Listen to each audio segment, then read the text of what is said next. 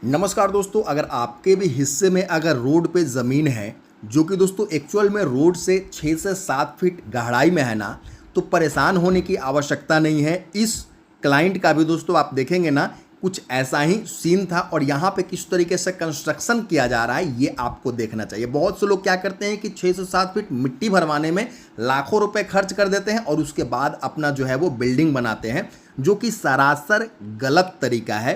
पहला चीज़ दोस्तों, आपको कॉलम जो है वो ठोस जमीन के नीचे से लाना पड़ता है। तो 6 से 7 फीट प्लस में नीचे 4 से 5 फीट, मतलब कि लगभग एक फ्लोर पे जितना खर्चा होता है ना, उतना आप मिट्टी भरवाने में और कॉलम बाहर तक निकालने में खर्च कर देते हैं। बिल्कुल फिजूल खर्च से आपको बचना चाहिए। और यहाँ पे एक स्मार्ट तरीका बताने वाला हूँ ऐसे सिचुएशन से बाहर निकलने का। तो सबसे पहले ऐसे ज़मीन में आपको एक 8 से 9 फीट हाइट वाला एक बेसमेंट बनाना चाहिए। आप चाहे तो 10 फीट हाइट वाला भी दोस्तों आप आराम से बेसमेंट बनवा सकते हैं। ये डिपेंड करता है कि रोड से अगेन आपका जो अगला फ्लोर होगा ना, वो ऐसा होना चाहिए कि आप रोड से दोस्तों डायरेक्ट उसको कनेक्ट करके जो है वो दुकान वगैरह बना सके।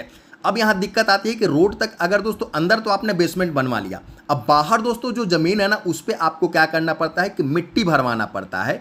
और जो कॉलम है दोस्तों या फिर बीम है ना, तो वो एक चीज़ ध्यान रखिए कि वो वर्टिकल लोड को दोस्तों जो है वो कैरी करते हैं। ठीक है, बीम पे या कॉलम पे जितने भी लोड आ रहा है दोस्तों, डायरेक्ट वो नीचे की तरफ जो है वो आपको देखने को मिलेगा कि लोड को ट्रांसफर कर रहा है। लेकिन दोस्तों जो मिट्टी है ना, आपका दोस्तों हॉरिजेंटली जो है वो एक तरफ से आपके दीवार को ढकेलता है। ऐसे में दोस्तों बीम और कॉलम थोड़ा सा दोस्तों जो है वो हेल्पलेस हो जाते हैं ऐसे केस में। और आपका जो दीवार है, अगर डायरेक्ट आपने दोस्तों ब्रिकवर्क पे इतना लोड दे दिया ना, तो निश्चित तौर पर दोस्तों आपका जो है वो, चूंकि आपका जो बिल्डिंग है वो हॉरिजॉन्टल लोड को सहने के लिए नहीं बनता। दोस्तों अगर एग्जाम्पल के तौर पे अगर मैं बताऊं, तो एक दीवार को अगर 30-40 व्यक्ति मिल करके ढकेलते हैं ना, तो दीवार टूट सकता है, क्रैक कर सकता है। लेकिन दोस्तों उसी छत पे दोस्तों 30 से 40 क्या 80 से 100 व्यक्ति को भी अगर खड़ा करेंगे ना, तो दीवार ना तो झुकता है और ना ही दोस्तों उसमें क्रैक्स आता है, क्योंकि सारा का सारा लोड जो है वो बीम और कॉलम जो कि वर्टिकल लोड को सहने के लिए बने हुए हैं ना, वो सह लेते हैं। तो ये अंतर रहता है। और इसी हॉरिजेंटल लोड को दोस्तों जो है वो सहने के लिए आप देखेंगे इस तरीके से रिटेनिंग वॉल बनाया जाता है। रिटेनिंग वॉल कैसे बनाया जाता है ना, जीरो से इस वीडियो में बनाने वाला हूं दोस्तों। बिल्कुल ध्यानपूर्वक और धैर्यपूर्वक इस वीडियो को देखिए। सबसे पहले जो ग्राउंड बीम होगा आपका, ग्राउंड लेवल पर जो तो दोस्तों जो बीम रहता है ना, नीचे सेप्टिक टैंक है उसको आप इग्नोर कर सकते हैं। जो आपका ग्राउंड बीम होगा, बीम के ऊपर में देख सकते हैं इस तरीके से 8 mm का सरिया निकाला गया। ठीक है, अब दोस्तों इसी में जो है वो ये वर्टिकल सरिया है, 8 mm का है। अब दोस्तों जो हॉरिजॉन्टल सरिया जो लगाया जाएगा ना, उसमें आप 6 mm या फिर 8 mm आपके बजट के अनुसार दोस्तों आप जो है वो अपना जो है वो सरिये का डाया चुनाव कर सकते हैं। आप देख सकते हैं जो पीछे वाला पोर्शन है, इसमें ब्रिकवर्क किया जाएगा ढलाई के बाद में। ढलाई कहाँ पे करना है आपको?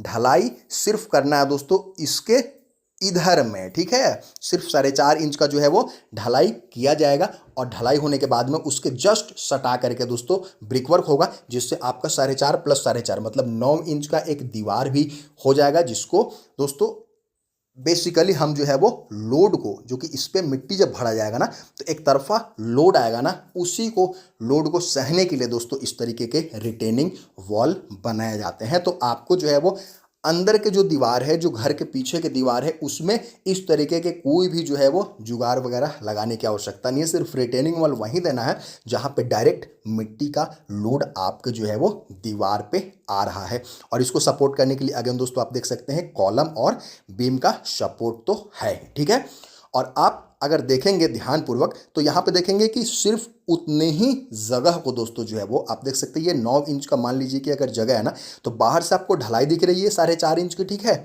और आप देखेंगे अंदर से, मैं आपको दिखा दूं, चूंकि अंदर में देखेंगे कोई भी एक्स्ट्रा लोड नहीं है, बिल्कुल खाली है। अब चलिए दिखाता हूं जो मैं ब्रिकवर्क की बात कर रहा हूं ना, उसको किस तरीके से करते हैं। बाहर से लोड है तो बाहर से आप देख सकते हैं ढलाई वाला पोर्शन बाहर में ही रहना चाहिए जिस साइड में मिट्टी है, ताकि आपका जो नमी है वो भी दोस्तों कंक्रीट से हो करके वहीं पे लॉक हो जाए। ठीक है, तो बाहर में ही सारा आपको जो है वो जो भी आपको ढलाई करना है वो बाहर में ही करना है और उस लेवल पे करना है जहां तक आपको मिट्टी भरना है। ऊपर में देख सकते हैं ब्रिक वर्क किया है।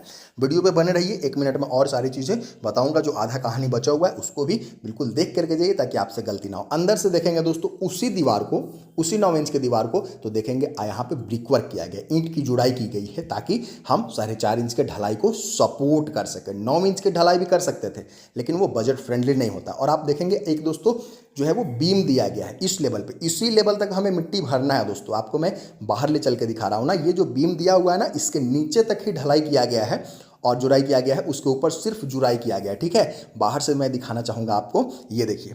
ठीक है, यही वो बीम है जिसको मैं अंदर से दिखा रहा था। ठीक है, तो इस तरीके से आप अपना रिटेनिंग वॉल बना सकते हैं जो कि बाहर से पड़ने वाला जो लोड है, मिट्टी का एक तरफा लोड है, उसको भी झेलता है, सीलन से भी आपके अंदर वाले दीवार को बचाता है और साथ ही साथ दोस्तों अंदर का जो ब्रिकवर्क है ना वो आपको सपोर्ट करता है। पानी के पाइप ले जाना हुआ या फिर दोस्तों आपको बिजली का पाइप ले जाना हुआ ना, तो यही ब्रिकवर्क मदद करता है उसमें कंसील्ड पाइपिंग में भी। ठीक है, इसलिए अंदर से ब्रिकवर्क करते हैं। ठीक है, और वो बजट फ्रेंडली भी होता है।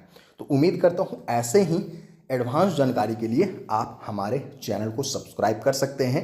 और साथ ही साथ दोस्तों ये आप देख सकते हैं ग्राउंड बीम से हमेशा जो है वो रिटेनिंग वॉल स्टार्ट होता है। बीम आपने दे दिया और वहीं से दोस्तों सरिया निकाल करके इस वीडियो में हमने दिखाया कि किस तरीके से स्टार्टिंग पॉइंट और फाइनल पॉइंट, तो पूरा A to Z retaining wall से जुड़ी जानकारी आपने इस वीडियो के माध्यम से ले लिया है। धन्यवाद।